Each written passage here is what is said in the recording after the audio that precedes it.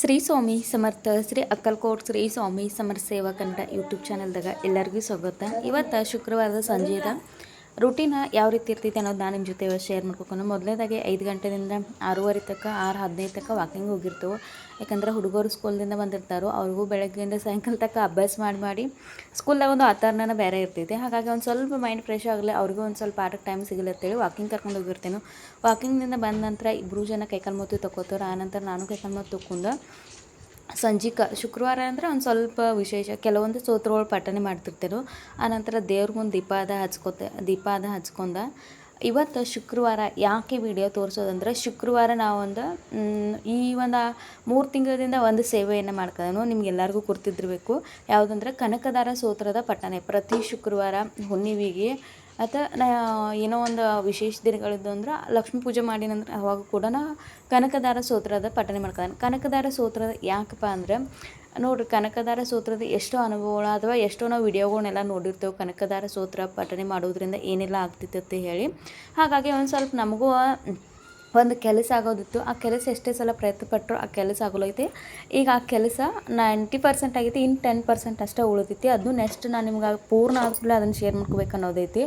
ಆ ನಂತರ ಅದೇನು ಸಂಕಲ್ಪಯುಕ್ತ ಅಂತೂ ಸೇವೆ ಅಂತೂ ಏನು ಮಾಡ್ಕೊತಿಲ್ಲ, ಸಹಜನ ಪ್ರತಿ ಶುಕ್ರವಾರ ಇದನ್ನು ಮಾಡ್ತೇನೆ ಅಂತ ಹೇಳಿ ಮಾಡ್ಕೋದೇನು. ಆ ನಂತರ ನಂದು ಹೋದ ವರ್ಷ ಒಂದು ಸೇವಿಂಗ್ಸ್ ತೊಳಗೆ ಬೆಳ್ಳಿ ದೀಪ ತೊಗೊಂಬಂದಿನಿ. ಆ ನಂತರ ತುಪ್ಪದ ದೀಪ ಆರಾಧನೆ ಕೂಡ ಮಾಡ್ಕೋದೇನು. ಮೊದಲೇನ ತುಪ್ಪದ ದೀಪ ಆರಾಧನೆ ಹೂ ಬತ್ತಿ ಅಥವಾ ಕಡ್ಲಿ ಬತ್ತಿ ಸಿಗ್ತಾವಲ್ಲ ಆ ರೀತಿ ನೆನೆಸಿ ಹಚ್ತೀನಿ. ಆದ್ರೆ ಈ ರೀತಿ ಬೆಳ್ಳಿ ದೀಪದಾಗ ಹಚ್ಚಿದಾಗಿಂದ ಮನ್ಯಾಗ ಒಂದು ರೀತಿ ಬದಲಾವಣೆ ಕೂಡ ಆಗಿದಾವೆ. ಯಾಕಂದ್ರೆ ಹುಡುಗರು ಯಾವಾಗೂ ಕೂಡ ಮೊದಲೆಲ್ಲ ದೀಪ ಹಚ್ಚುವಾಗ ಏನೋ ಸೇವೆ ಮಾಡುವಾಗ ಕಿರಿಕಿರಿ ಮಾಡ್ತಾರೆ. ಇವತ್ತು ಆಗಿಲ್ಲ, ನಾ ಸೇವೆ ಮಾಡುವಾಗ ಸ್ವತಃ ತಾವು ಒಂದೊಂದ್ಸಲ ಬಂದು ಕುಣ್ತಾರೋ, ನನಗೊಂದು ಸ್ವಲ್ಪ ಹೆಲ್ಪ್ ಮಾಡ್ತಾರೋ, ಅದು ಖುಷಿ ಅನ್ಸ್ಕೊತೈತಿ. ಈ ತುಪ್ಪದ ದೀಪದ ಪರಿಣಾಮ ನನಗೆ ಅನಿಸಿದ ಅನುಭವ. ಇದನ್ನು ಎಲ್ಲರಿಗೂ ಮಾಡ್ರೆ ಉತ್ತಮ. ಆನಂತರ ಪ್ರತಿ ಶುಕ್ರವಾರನ ಲೋಭ ಅಂದ್ರೆ ನಮ್ಮ ಕಡೆ ಇದಕ್ಕೆ ಊದೊತ್ತ ಹೇಳಿ ಕರೀತಾರೋ, ಊದನ್ನು ಹಾಕೋದೇನು.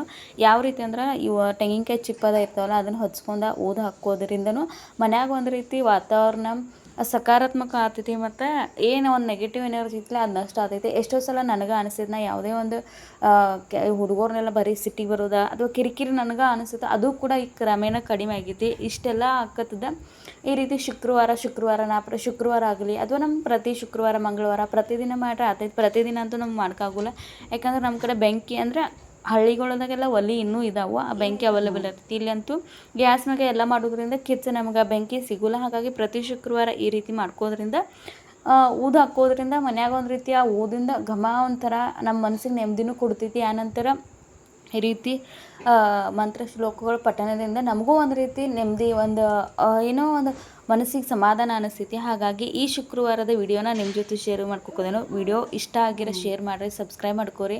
ಇವತ್ತು ಯಾವುದೇ ರೀತಿ ಸ್ವಾಮಿ ಸೇವೆಯನ್ನು ನಿಮ್ಮ ಜೊತೆ ಶೇರ್ ಮಾಡ್ಕೋದಿಲ್ಲ. ಸೋಮವಾರದಿಂದ ಮತ್ತು ವಿಡಿಯೋನ ಶೇರ್ ಮಾಡ್ಕೋತೇನೆ ನೋಡಿರಿ. ಈ ರೀತಿನ ಇಲ್ಲಿ ದೀಪ ಎಲ್ಲ ಹಚ್ಚಿ ಊದು ಈ ರೀತಿ ಹಾಕ್ತೇನೆ. ಅಂದರೆ ಒಂದು ಮಣ್ಣಿಂದ ಊದು ಹಾಕೋದು ಇದು ತೊಗೊಂಬಂದಿದ್ದೇನು, ಅದ್ರೊಳಗನ ಈ ಊದು ಹಾಕಿ ಮನ್ಯಾಗ ಎಲ್ಲ ಕಡೆ ಹಾಕಿರ್ತೇನೆ. ಆ ನಂತರ ಆ ಹಳದಿ ಕಲರ್ ಏನು ಸಾಸಿವೆ ಇರ್ತಾವೆ, ಆ ಸಾಸಿವೆದಿಂದ ನಮ್ಮ ಮನೆಗೆ ಅಂದರೆ ದೃಷ್ಟಿ 3 ಸಲ ನಮ್ಮ ದೃಷ್ಟಿ ತೆಗೆದು ಅದನ್ನು ಹೊರಗಿಟ್ಟು ಅದ್ರಾಗನ ಅಲ್ಲಿ ಒಗೆದು ಬಿಡ್ತೇನೆ. ಇದು ಕೂಡ ಒಂದು